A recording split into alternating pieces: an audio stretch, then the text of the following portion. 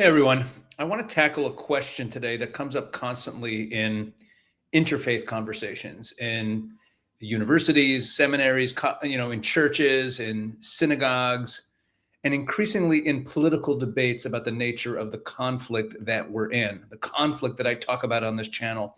And that's the question, do Jews, Christians, and Muslims all worship the same God? And you hear people claim that we do all the time. It's presented as obvious, as an enlightened position, as tolerant, as the kind of thing that only a bigot would question. After all, right, the three religions are all monotheistic. All three trace their origins back to Abraham. The three Abrahamic religions, all three have towering traditions of theology, of spirituality. Surely they're all pointing at the same ultimate reality. Now, I want to argue today that the answer is no. And I want to give you two distinct arguments for that conclusion, because I think each one is powerful on its own, and together I believe that they are decisive in this conversation. The first argument is about how we know God at all. The second argument, I'll get to later in the video, is about the nature of the relationship between God and human beings that each tradition describes. So let's take them one at a time. First, how we know God. So here's a question that almost nobody asks in this debate, right? How do we know anything about God? We don't have direct access to God. We can't examine him empirically. We can't look at a picture. We can't run experiments. Everything we claim to know about God, his nature, his will, his relationship to human beings, his involvement in history, we know through Scripture, through the Bible, through revelation, through the texts that record how God made himself known to human beings. This is not a controversial claim. Knowing God through holy writings, through scriptures, is basic to all these traditions, Islam, Christianity, Judaism, that God is known through his word. And that's what we're comparing here. We're comparing those traditions. So here's where it gets important. Judaism and Christianity both ground their knowledge of God in the Hebrew Bible, what the Jews call the Tanakh and Christians call the Old Testament. Christians then add the New Testament. Jews don't accept that part of the tradition. They don't accept that addition. But both traditions stand on the foundation of the Hebrew Bible as authentic, as authoritative, uncorrupted divine revelation. Whatever their disagreements, and they are substantial, their disagreements within a shared scriptural foundation. Islam takes a different position, a fundamentally different position. Islam teaches that the Bible, both the Torah and the New Testament, the Gospels, has been corrupted. The Arabic term is tahrif, alteration or corruption. According to mainstream Islamic theology, the Torah that Moses received from God is not the Torah Jews have today. The Gospels that God revealed to Jesus are not the Gospels Christians have today, or the Gospels that were revealed to the apostles.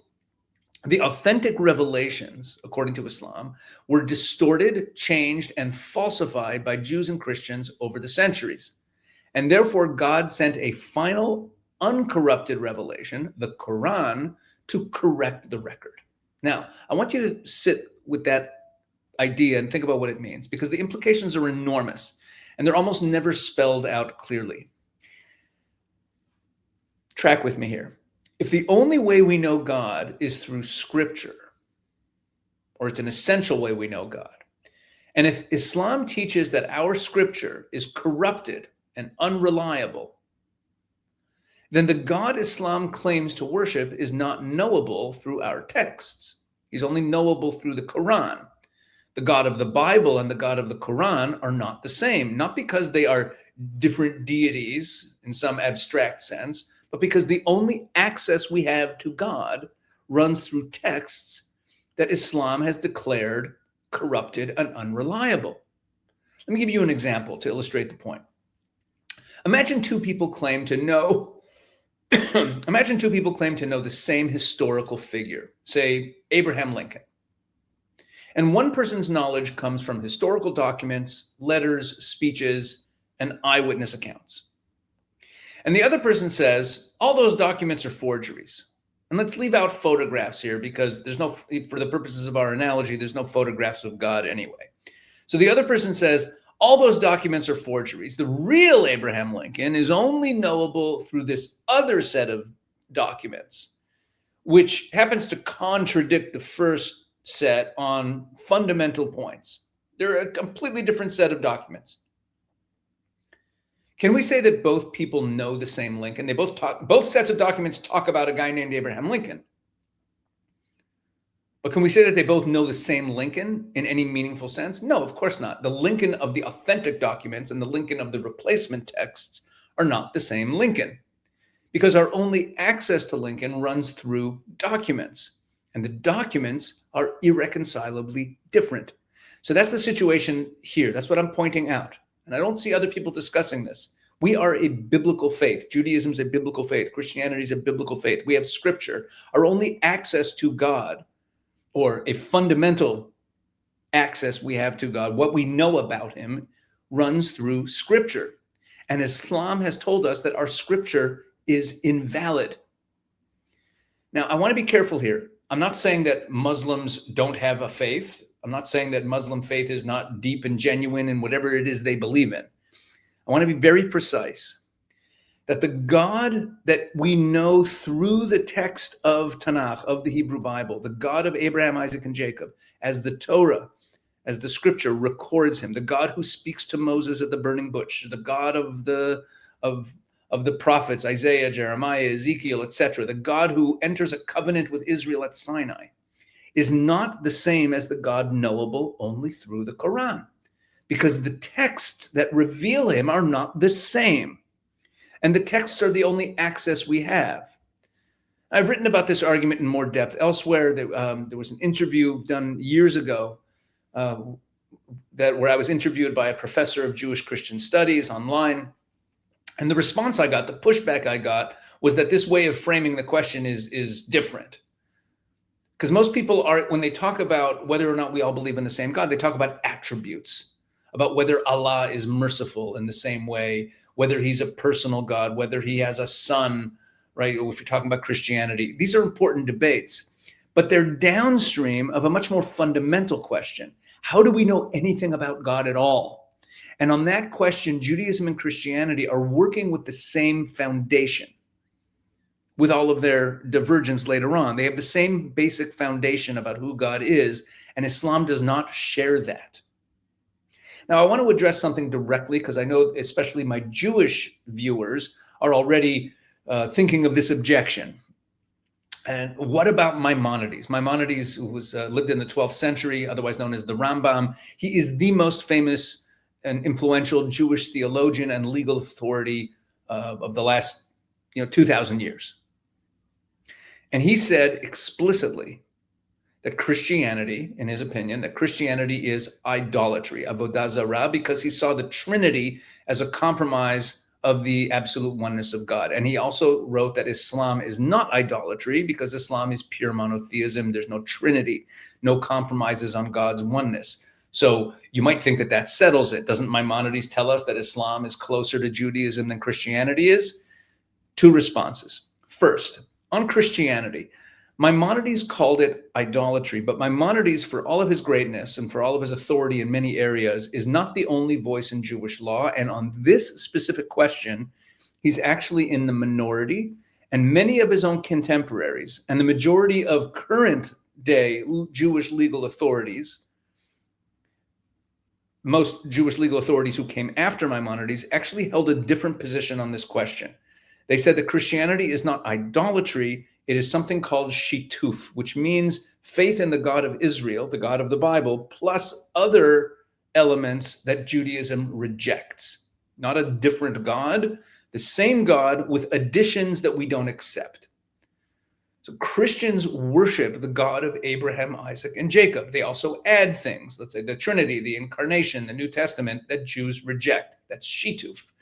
But the foundation of Christian faith, the God they believe in, is the God of the Bible. That is the majority Jewish legal position on Christianity, that it is not idolatry, but it is shituf, the same God plus. Now apply that framework to Islam. Does Islam fit the shituf model? Is it the God of the Bible plus something else? No. Islam doesn't add to the God of the Bible. Islam replaces the texts through which the God of the Bible is known.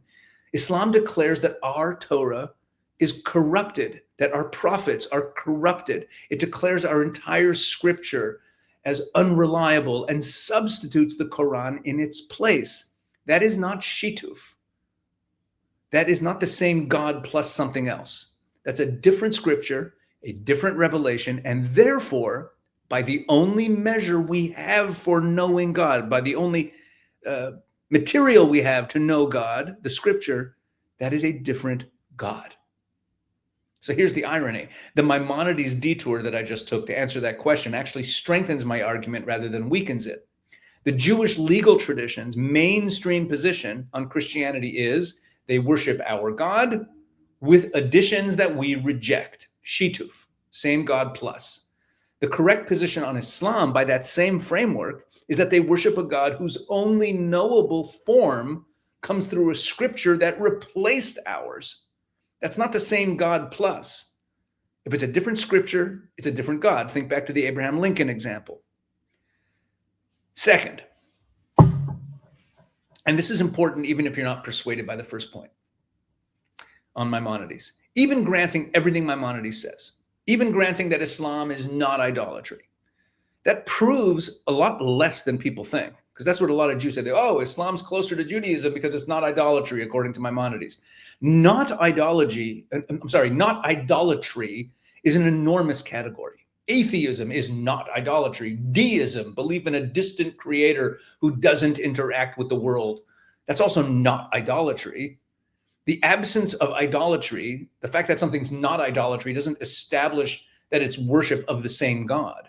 It just establishes that there's no particular idolatry. There's no particular error of idolatry. My argument is not that Islam is idolatry. That's not what I'm saying. My argument is that Islam worships a different God from the God of the Bible for the two reasons I'm laying out in this video. It worships something other than the God of the Bible. Let's put it that way. That's a better, more exact way to put it.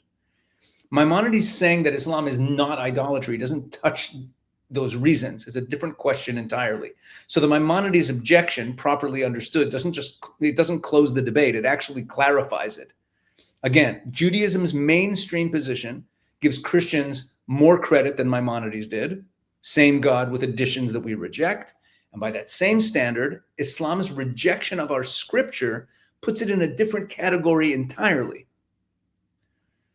Now, the second argument that I want to make, the second major argument I want to make, the first argument in this video has to do with scripture. Because Islam rejects the Bible, therefore, and we know God, we know who he is. The only material we have to know who he is the Bible. That material is fundamental to who he is. And since they reject that, we cannot say that we believe in the same God. Think Abraham Lincoln. That's argument number one. Argument number two is, what kind of relationship do we have? In other words, the texts are different. You might say, the texts are different, okay. But maybe even though we have different texts than Islam, maybe their texts and our texts are still pointing to the same underlying deity, the same God, even if the descriptions differ somewhat. Reasonable people can disagree about revelation. So yeah, we have different prophecies, different words of the revelation, but surely the God being worshipped is basically the same. He's a single creator, ineffable. I want to argue that even if we grant that, even if we set aside the first argument entirely, the argument from Scripture, there is a second equally fundamental difference. And that is not about who God is, but it's about what the relationship between God and human beings looks like. And I talked about this in a recent video, which is actually what made me think of making this video. So I want to go back to the ancient world for a moment. For ancient pagans, the gods were not assumed to be good. They were simply powerful. They were powers.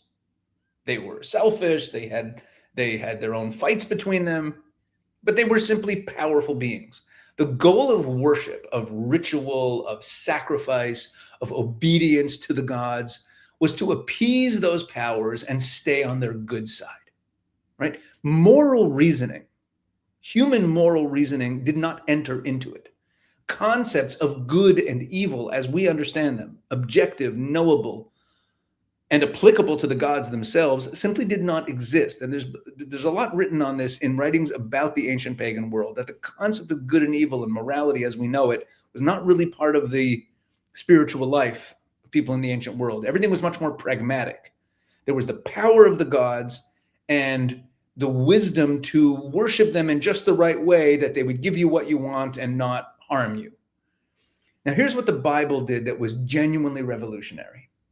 It didn't just replace many gods with one God. That alone would have been important, but not as important as this, which is that the Bible introduced something that the ancient world had never had. It was a God who was not just powerful, but he is good, whose goodness is real and it is knowable. And he calls human beings not just to comply with his power, but to emulate his goodness, to become moral agents, to become people who understand the difference between right and wrong, between good and evil, not just because they're told, but because they're made in the image of God, whose very nature is goodness itself. That's the biblical revolution, and it rests on two ideas that stand or fall together. The first idea is that good and evil are real. They are objective, independent of what any authority decides to call them. They are real. Good and evil are real. The second is that human beings have genuine moral agency, meaning that human beings have the capacity to reason about good and evil, to argue from that reasoning, and to hold power accountable to it, including God, including holding God accountable. Now look at what Islamic divine command theory does to both of these. Islam defines good as what Allah wants, and evil as what Allah forbids. There's no standard of goodness above the divine will or independent of the divine will. Human moral reasoning doesn't enter into it. There's nothing to reason about. There's nothing to argue from. Only the command and the correct response to it. Ayatollah Khomeini said this explicitly. I quoted this in that earlier video, where he wrote that deceit, trickery, conspiracy, cheating, stealing, and killing are nothing but means. On their own, they are neither good nor evil. No deed is good or evil isolated from the intentions that motivated it. That's not the biblical God. That's the ancient pagan structure in monotheistic dress. Not many gods, one God, sure, but the same essential relationship. Submit correctly to sovereign power. Human moral reasoning is not just irrelevant, it's an obstacle to perfect submission. Now contrast that with what we actually see in the Bible. In Genesis 18, Abraham turns to God, who's about to destroy Sodom, and he says, "Shall the judge of all the earth not do justice?" Abraham's not asking whether God's decision is strategically wise. He's making a moral judgment about what God is doing. And he's invoking a standard, justice, that exists independently of what God commands. And he's exercising his own moral agency, standing before God, and making a claim on God. Now, that argument only works if justice is a real idea and that it's objective. If justice simply means whatever God decides, then Abraham's words would be gibberish. They would make no sense. You can't accuse the sole definer of justice of being unjust.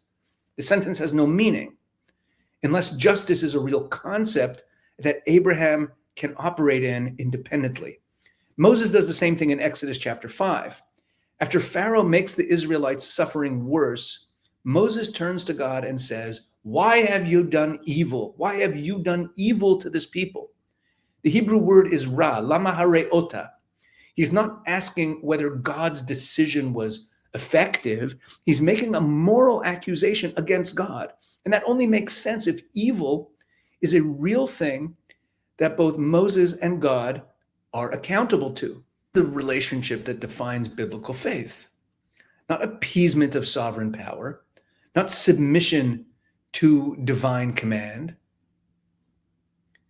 Covenant. Covenant is the biblical relationship, not submission.